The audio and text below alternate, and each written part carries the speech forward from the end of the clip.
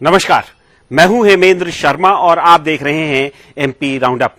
मध्य प्रदेश के चुनावों में अभी कुछ महीने बाकी हैं, लेकिन बीजेपी और कांग्रेस दोनों ही दल पूरी तरह से चुनावी मोड में आ गए हैं। बीजेपी ने तो अपनी सबसे कमजोर माने जाने वाली 39 सीटों के लिए अपने उम्मीदवारों के नाम भी डिक्लेयर कर दिए हैं। दूसरी तरफ कांग्रेस पार्टी ने शिवराज सिंह चौहान सरकार के खिलाफ शुक्रवार को एक चार्जशीट दायर की है, जिस चार्जशीट में व्यापम घोटाले से लेकर पटवारी भर्ती घोटाले तक का जिक्र है। कांग्रेस अध्यक्ष कमलनाथ ने शिवराज सिंह चौहान को ठग राज तक की संज्ञा दे दी है और कांग्रेस पार्टी ने दावा किया है कि इस चार्जशीट में जिसमें तमाम घोटालों का जिक्र है उसे वो जन जन तक ले जाएगी। इस प्रेस कॉन्फ्रेंस की जवाब में भारतीय जनता पार्टी के प्रदेश अध्यक्ष वीडी शर्मा ने भी शुक्रवार को एक प्रेस कॉन्फ्रेंस की और ठगराज का जवाब करप्शन नाथ से दिया। वीडी शर्मा ने आरोप लगाए कि 15 महीने की अपनी सरकार में कमलनाथ ने 15,000 करोड़ के घोटाले किए, लेकिन सवाल ये है कि केंद्र में भी और मध्य प्रदेश में भी भारतीय जनता पार्टी की ही सरकारें हैं, तो कमलनाथ के खिलाफ एक्शन क्यों नहीं हो रहा है? आखिर कौन सी मजबूरी है? इसके साथ साथ भारतीय जनता पार्टी के चुनाव प्रबंधन के एक नए मॉडल का प्रयोग मध्य प्रदेश में हो रहा है और इस मॉडल के तहत आसपास के राज्यों से बिहार, उत्तर प्रदेश, गुजरात और महाराष्ट्र से बीजेपी के चुने हुए 230 विधायक मध्य प्रदेश आ रहे हैं और मध्य प्रदेश की सभी 230 सीटों पर ये जाएंगे और वहां पर जनता की नब्ज टटोलेंगे और पता लगाने की कोशिश करेंगे कि आखिर भारतीय जनता पार्टी को आने वाले चुनावों में मैनिफेस्टो में किन किन मुद्दों का जिक्र करना चाहिए। आखिर ये नया मॉडल क्या है, इसमें क्या क्या होगा और क्या क्या हो रहा है, और ये जो आरोप प्रत्यारोप लगाए जा रहे हैं, ये जो चार्जशीट दायर की जा रही है, इसका क्या मतलब है? इन मुद्दों पर बात करने के लिए हमारे साथ मौजूद हैं senior journalist mister Arun Dikshit. Sir, आपका बहुत बहुत स्वागत है। शुरुआत करते हैं, ये जो चार्जशीट फाइल हो रही है, सबसे पहले कमलनाथ जी ने चार्जशीट फाइल की है और शिवराज सिंह चौहान जी को ठग राज की संज्ञा दी उन्होंने और व्यापम घोटाले से लेकर तमाम घोटालों का जिक्र इस चार्जशीट में है और कहा है कि इस चार्जशीट को वो जन जन तक ले जाएंगे।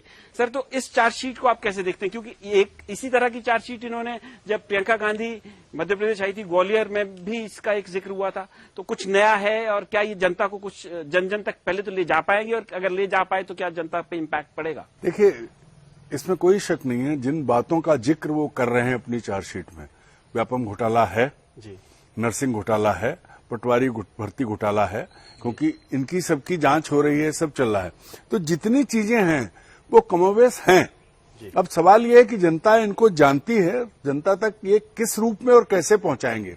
क्या उन घोटालों का विस्तार से जिक्र करके उन लोगों तक पहुंचेंगे जो उससे प्रभावित हुए?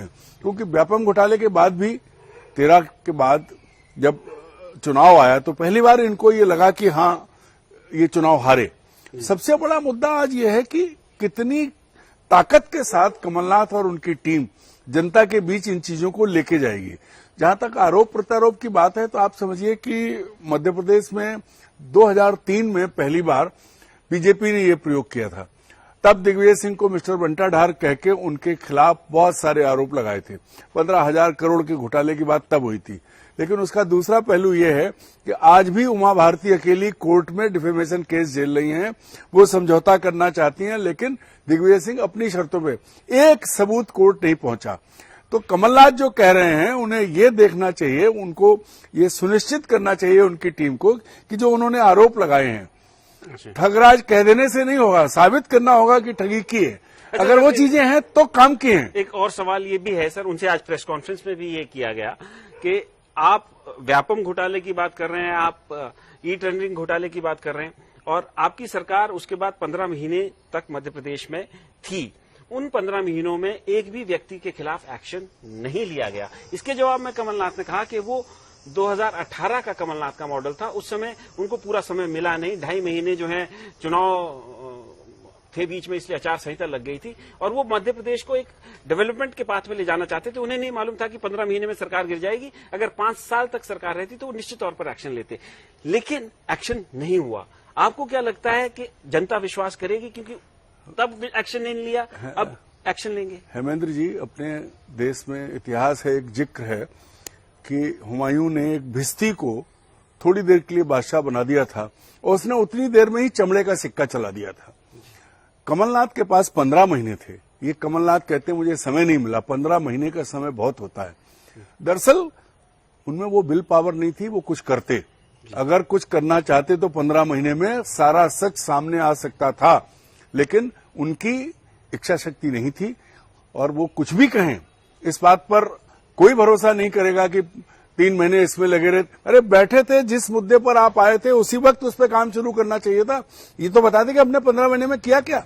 कुछ भी नहीं किया और अभी भी ये उम्मीद नहीं है कि ये कुछ कर लेंगे। सर, इससे जुड़ा हुआ एक और सवाल मैं आपसे करूंगा, लेकिन उससे पहले मैं आपसे ये पूछना चाहता हूं, आज इस प्रेस कॉन्फ्रेंस के जवाब में ये जो चार्जशीट दायर की गई, इसके जवाब में प्रदेश अध्यक्ष वीडी शर्मा ने भी एक प्रेस कॉन्फ्रेंस की और उसमें उन्होंने तमाम घोटाले, उन्होंने कहा कि कमलनाथ ने 15,000 करोड़ के घोटाले अपने 15 महीने के कार्यकाल में किए और तमाम उन्होंने घोटाले गिनवाए, उनके निजी सचिव के खिलाफ, ओएसडी के खिलाफ और तमाम घोटाले गिनवाए।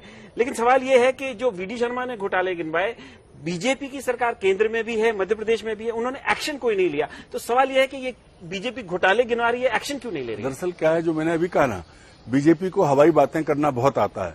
वीडी शर्मा खुद सांसद हैं, वो एक जिम्मेदार नागरिक भी हैं और एक जिम्मेदार नेता भी हैं। मध्य प्रदेश बीजेपी के वो अध्यक्ष हैं। वो क्या बता सकते हैं कि उनकी केंद्र की सरकार और उनकी राज्य की सरकार ने किसी के खिलाफ कोई एक्शन क्यों नहीं लिया? क्यों नहीं कमलनाथ के जुड़े हुए लोगों पर जिन पे छापे मारे उन्हें जेल में डाल दिया? क्यों नहीं जांच कराई? कौन से 15 महीने की किस चीज की जांच हुई है, ये बता दें। सिर्फ हवाई बातें करना आता है बीजेपी के नेता, जैसे 2003 में किया था। अगर गंभीरता से बात करें तो मैं एक आम आदमी की हैसियत से चुनौती देता हूं वीडी शर्मा को कि अभी भी समय है, अभी केंद्र में भी सरकार है, राज्य में भी सरकार है, कराए ना उन लोगों को गिरफ्तार जिनके खिलाफ वो आरोप लगा रहे हैं। जितने बड़े बड़े आरोप लगा रहे हैं, ये आरोप लगाना और उन पर अमल करना, उन आरोपों पर उनको एग्जीक्यूट करना। अगर ऐसा होता तो प्रियंका गांधी के पति रॉबर्ट वाड्रा तो अब तक जेल में सड़ रहे होते। इतनी बड़ी बड़ी बातें की। बीजेपी सिर्फ हवा में बात कर रही है। अगर उसके पास सबूत होते तो उसने किसी को नहीं छोड़ा है। छोटे छोटे मामलों में दिल्ली सरकार के मंत्री और अफसर जेल में पड़े हुए हैं। तमिलनाडु में लोगों को गिरफ्तार किया है। मध्य प्रदेश में अगर ऐसा है तो गिरफ्तार क्यों नहीं करते? क्या वजह है, बताएं वीडी शर्मा। अच्छा सर, ये तो चार्जेस की बात हो गई, लेकिन एक इसके साथ साथ भारतीय जनता पार्टी का एक नया मॉडल जिसको हम देख रहे हैं वो भी यहाँ पे प्रयोग किया जा रहा है। नए मतलब पहले आपने शायद अगर ऐसा कहीं देखा है तो आप बताएं कि 230 चुने हुए विधायक आसपास के भारतीय जनता पार्टी के राज्यों के मध्य प्रदेश आ रहे हैं और वो जनता की राय लेंगे, नब्ज टटोलेंगे कि मैनिफेस्टो में आखिरकार क्या होना चाहिए। इस नए मॉडल को आप कैसे देखते हैं? देखिए, ये बड़ा आश्चर्यजनक बात है। इससे पहले केंद्रीय इकाइयां पार्टियों की अपने लोग भेजती थी, उनके पर्यवेक्षक होते थे, उनके इंचार्ज होते थे, उनके संचालक होते थे। लेकिन ये पहली बार हो रहा है कि पूरी की पूरी सरकार को, पूरी की पूरी यूनिट को एक तरफ करके दिल्ली की मतलब केंद्रीय नेतृत्व जो है वो अपने ही नेतृत्व पर भरोसा नहीं कर रहा है। और तीसरे जो बाहर के आए हुए लोग, सबसे आश्चर्यजनक बात यह है कि कोई विधायक बाहर से आएगा वो 30 दिन में 25 दिन में क्या जान लेगा। जो मध्य प्रदेश, आपको एक पीछे ले चलते हैं, मध्य प्रदेश बीजेपी का नर्सरी रहा है। सबसे ज्यादा जड़ अगर बीजेपी की गहरी है तो मध्य प्रदेश में। वहां इस तरह का प्रयोग करना कि बाहर के लोगों को लाके बाहर के लोगों से इस तरह के सर्वे कराना या रिपोर्ट तैयार करवाना, या यूं कहें कि पूरी बीजेपी के हाथ से, स्टेट इकाई के पूरा अपने हाथ में लेना, इसका मतलब यह है कि चाहे वो वीडी शर्मा हो, चाहे शिवराज सिंह हो, इनके चेहरे भी दिखाने के लायक नहीं बचे हैं। बात क्योंकि पिछली बार जब अमित शाह जी आए थे उन्होंने कहा सामूहिक नेतृत्व। आज मैं मध्य प्रदेश के अभी भोपाल के आसपास गया, चारों तरफ दीवारों पे शिवराज सिंह लिखा हुआ है। एक तरफ सरकार, राज्य की सरकार ये कर रही है कि मुख्यमंत्री के रूप में शिवराज सिंह को प्रोजेक्ट कर रही हो, शिवराज सिंह अपने लिए 5वां कार्यकाल मांग रहे हैं। दूसरी तरफ जो इंचार्ज है मध्य प्रदेश के मोदी जी की तरफ से, वो अमित शाह कह रहे हैं कि हम सामूहिक नेतृत्व में लड़ेंगे। तो ये अंतर विरोध जो है बीजेपी का, ये अपने आप में बहुत बड़ा सवाल है। क्योंकि 230 लोग जो आएंगे जी, उनको क्या टास्क दिया गया है, कैसे करेंगे, कौन कोऑर्डिनेट करेगा। फिर ये जो आपकी पूरी सरकार और पूरी इकाई है जिसने आज तक इतनी बड़ी बड़ी लड़ाइयां लड़के इतने बड़े बड़े काम किए हैं, 20 साल से सरकार है, पिछली बार भी बहुत कम बहुमत से हारे थे और वोट ज्यादा थे, तो क्या पूरी की पूरी स्टेट लीडरशिप आप खत्म कर दोगे? जी सर, वो सवाल ये एंटी इनकम्बेंसी का भी है कि लगातार बढ़ती जा रही है। आप एंटी इनकम्बेंसी में आपकी हालत ये है कि आपके पास प्रत्याशी नहीं है। अभी जो कल सूची आई जिसकी बात आपने की, उसमें एक ऐसा आदमी जो सुबह इस्तीफा देता है और उसको टिकट मिलता है, उसके बाद जाके वो मेंबरशिप लेता है। ऐसे ही दूसरा है जो उसने नौकरी छोड़ी है तब। अरे भाई, इतनी पुरानी पार्टी, क्या आपके पास 230 प्रत्याशी ऐसे नहीं है जो चुनाव लड़ सके? क्यों आप किसी डॉक्टर को ले रहे हो, किसी जज को ले रहे हो, किसी वकील को ले रहे हो? क्यों?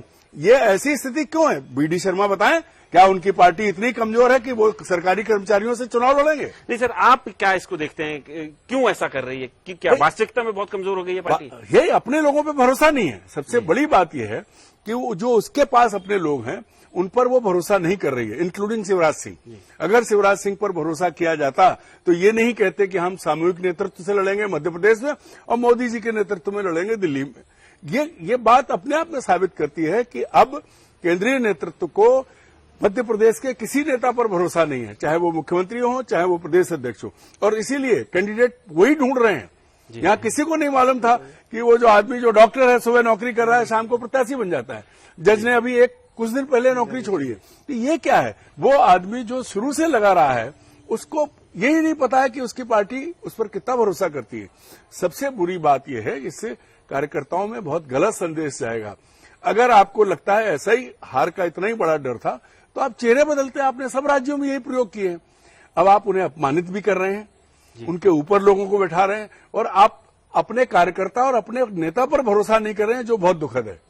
तो कांग्रेस अध्यक्ष कमलनाथ की चार्जशीट के जवाब में भारतीय जनता पार्टी के प्रदेश अध्यक्ष वीडी शर्मा भले ही आरोप लगा रहे हों कि कमलनाथ ने अपने 15 महीने में 15,000 करोड़ के घोटाले किए, लेकिन जो ये नया मॉडल जिसका प्रयोग भारतीय जनता पार्टी मध्य प्रदेश के चुनावों से पहले मध्य प्रदेश में कर रही है, उससे साफ जाहिर है कि भारतीय जनता पार्टी का हाउस जो है वो ऑर्डर में नहीं है। कोशिश ये की जा रही है कि किसी तरीके से इस हाउस को ऑर्डर में लाया जाए और जो कर्नाटक में भारतीय जनता पार्टी की हार हुई है उसका बदला मध्य प्रदेश में लिया जाए। लेकिन ऐसा होगा, ऐसा संभव है या नहीं, ये समय बताएगा। एमपी राउंड अप में आज सिर्फ इतना ही। कल फिर मुलाकात होगी, तब तक के लिए थैंक यू, गुड बाय।